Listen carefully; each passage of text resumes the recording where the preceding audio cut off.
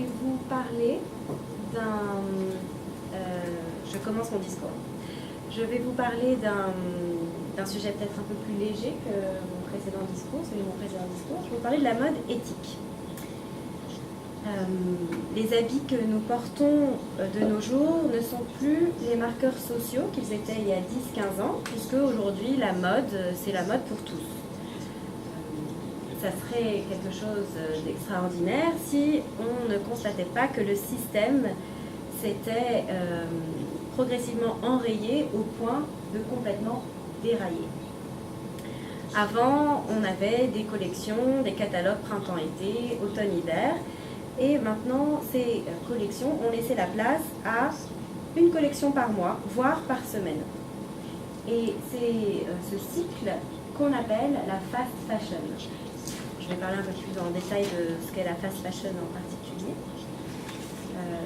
C'est ce qui répond à une équation tout à fait simple, mais pourtant dévastatrice, c'est-à-dire que l'on produit plus vite, davantage, pour moins cher.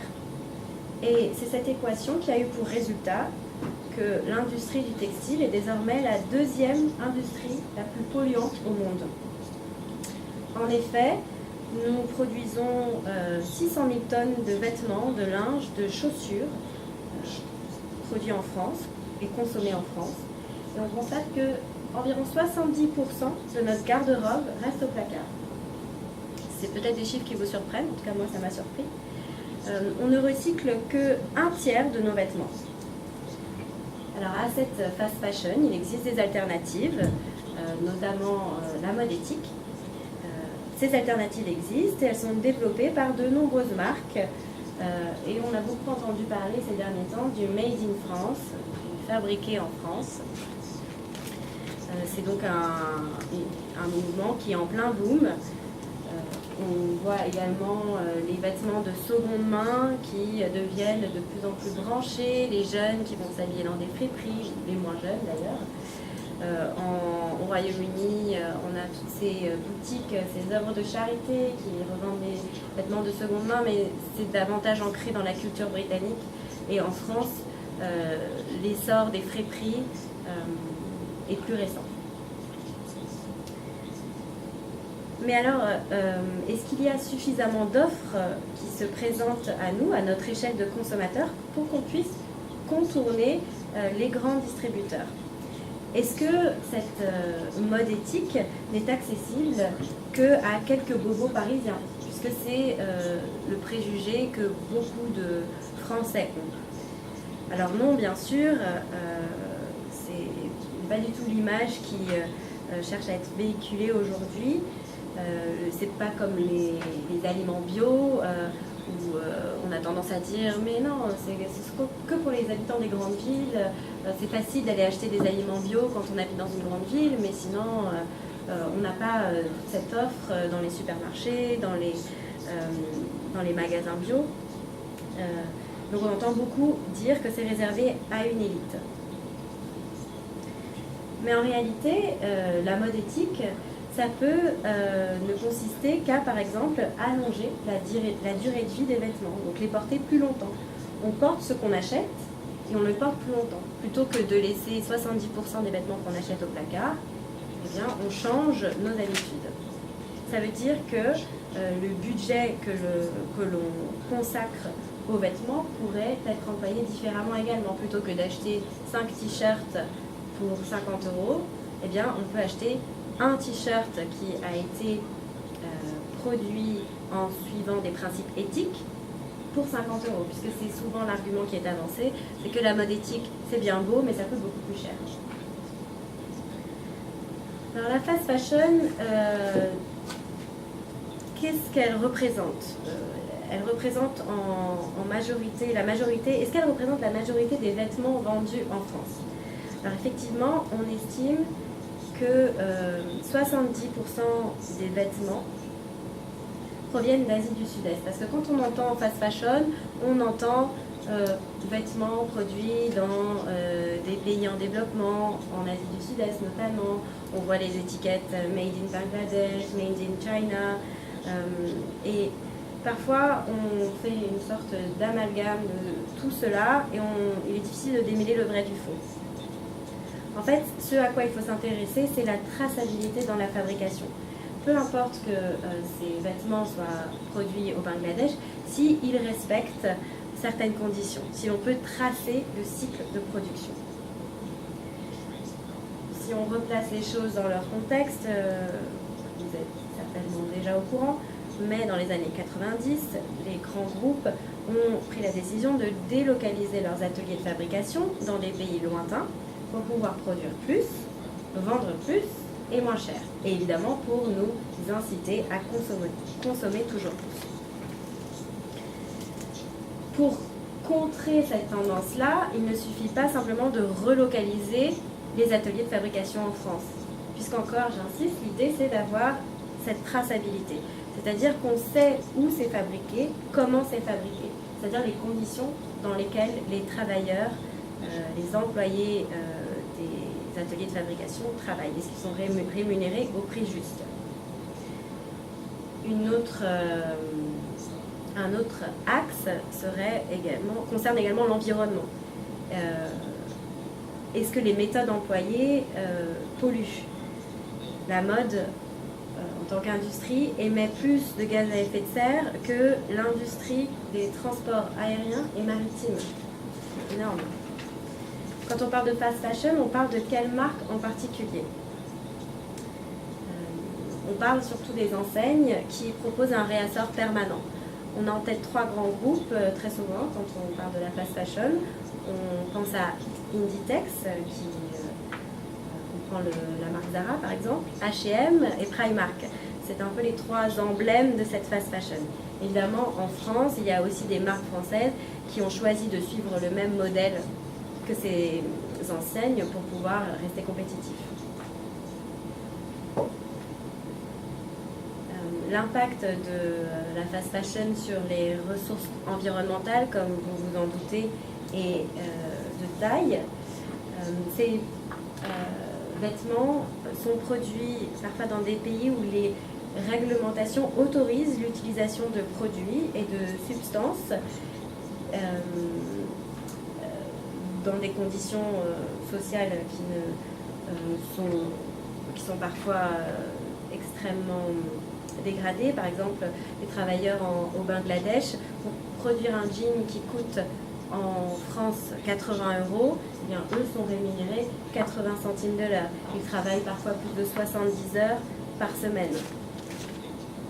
Et ces travailleurs manipulent des produits dangereux pour leur santé parce que dans les teintures utilisées pour la fabrication des vêtements, ces teintures contiennent des métaux lourds.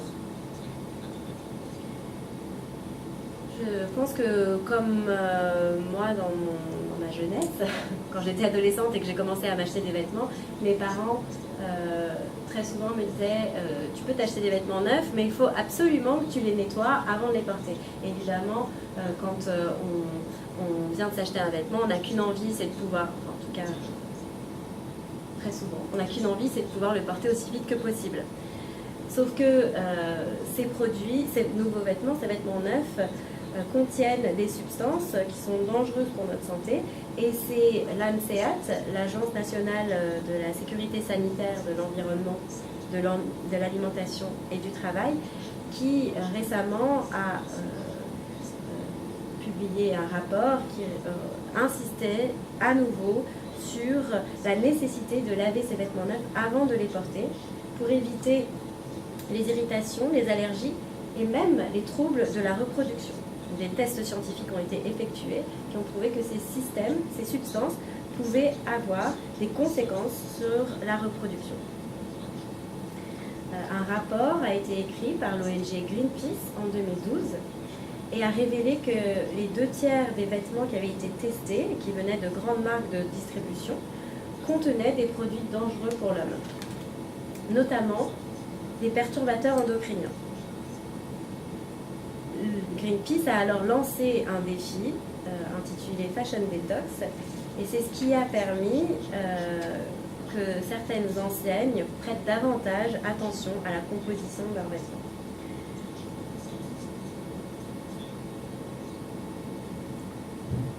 grâce à ce genre de rapport, ce genre d'initiative de diverses ONG, c'est le concept d'éco-conception qui a commencé à apparaître. C'est-à-dire qu'on s'est intéressé à la provenance du coton. Comment est-ce qu'il avait été filé, comment se faisait la teinture du coton, sa transformation finale. Ainsi, on évite que le vêtement ne respecte pas certains critères et qu'on peut ainsi contrôler les conditions de sa fabrication. Et évidemment, plus on lave ces vêtements, moins ils ne contiennent de substances chimiques. Et c'est aussi là que le fait d'acheter des vêtements de seconde main prend toute son ampleur. C'est-à-dire que les vêtements de seconde main ont été lavés maintes fois, ce qui veut dire qu'on a moins de risques d'être exposé à ces substances. Et également moins de risques que ces substances partent dans la nature. Parce qu'on estime que l'équivalent de 50 milliards de bouteilles de plastique sont déversées dans les océans à cause des fibres plastiques que l'on retrouve dans l'eau après le lavage des vêtements. Alors tout n'est pas complètement noir. Il existe des initiatives qui sont prises par des enseignes. Par exemple, CEA a lancé le t-shirt compostable. Des grandes enseignes donnent leurs invendus de plus en plus à des associations de solidarité. On voit de plus en plus de collections en coton bio qui apparaissent, des collections en coton bio et responsables. Il y a donc un foisonnement d'initiatives que l'on peut voir apparaître sur le marché. Mais est-ce que cela est suffisant? Parce que ces initiatives, c'est bien beau, mais est-ce que les emblèmes, les marques changent leur modèle économique? Parce que finalement, si leur modèle économique est toujours fondé sur produire toujours plus, vendre toujours plus à un prix moindre, ça ne va pas faire beaucoup bouger les choses. L'idée, c'est donc de vendre mieux et d'avoir une meilleure rémunération des savoir-faire. Et ça, on constate qu'on n'en est pas encore là.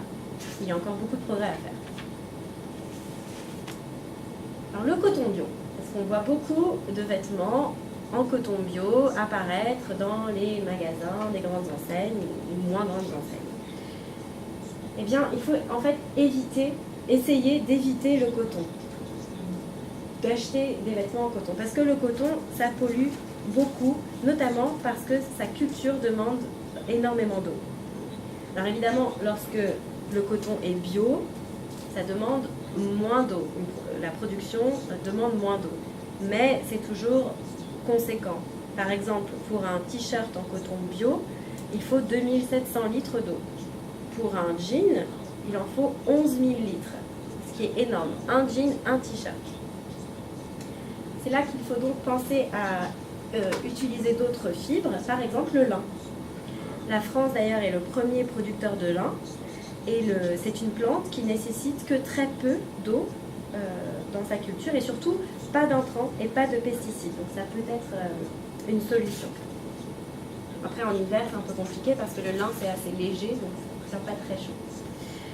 Alors, quelle matière est-ce qu'on peut choisir? Parce que si le coton, c'est pas terrible à cause de sa consommation en eau, le polyester non plus parce que ça vient du pétrole, et le cuir, ça vient des animaux, donc c'est pas non plus conseillé.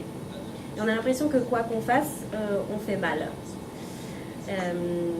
Il faut donc choisir des matières qui permettent de réduire l'impact sur l'environnement. Alors certes, c'est compliqué, ça prend du temps. Il faut regarder le cycle de vie du vêtement. Même si le polyester revient du pétrole, si l'on décide d'acheter par exemple un vêtement en seconde main en polyester recyclé, ça peut être une solution. Ça peut être une solution aussi parce que ça sèche vite, ça ne se repasse pas.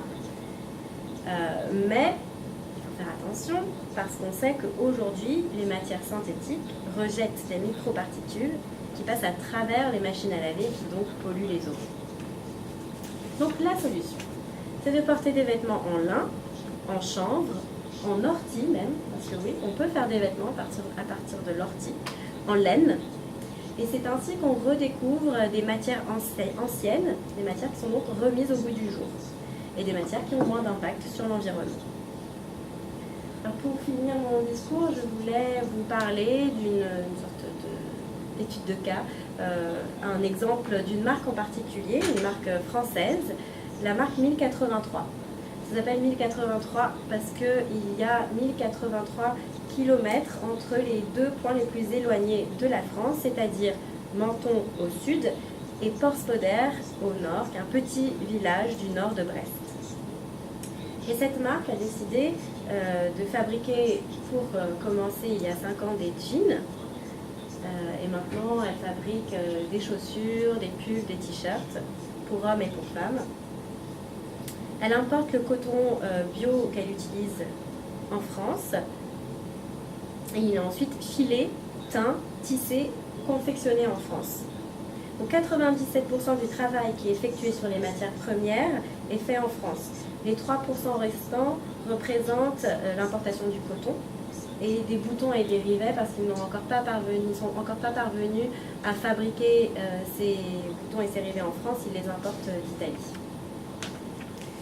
Leur choix était de relocaliser la production en France. Alors le fondateur de la marque explique que ça a été laborieux parce qu'on faisait très bien des jeans en France il y a 15-20 ans, mais petit à petit la filière s'est complètement décomposée à cause de la fast fashion. Et donc tout le travail est de retrouver les métiers autour de cette filière, de reconstruire les maillons qui manquent entre les différentes étapes. C'est un travail qu'ils effectuent donc depuis la création de la marque il y a 5 ans.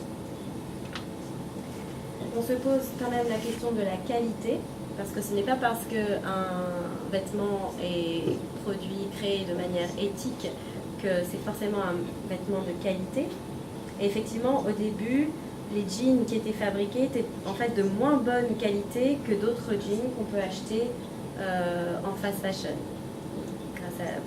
dans des marques de la fast fashion. Il aura fallu quelques temps pour s'adapter, pour recréer la filière et les défauts de qualité ont été très vite corrigés. Et désormais, on peut acheter chez cette marque 1083 des jeans qui sont tout à fait solides et qui vous dureront longtemps. Ce que le fondateur explique, c'est que ce qui fait la différence, effectivement, c'est la qualité, mais ce n'est pas forcément ce sur quoi il faut vraiment prêter attention, c'est vraiment le modèle de distribution qui compte.